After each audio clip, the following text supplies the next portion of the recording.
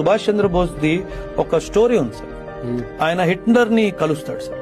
Hitler ని కలిసినప్పుడు నాకు ఇట్లా నువ్వు సహాయం చేయి, నేను బ్రిటిషర్స్ తో నేను ఫ్రీడమ్ తెచ్చుకోవాలని ఉంది నాకు అన్నట్టుకంటే ఆయనను చూసి హిట్లర్ చాలా ఇంప్రెస్ అయిపోతాడు సార్.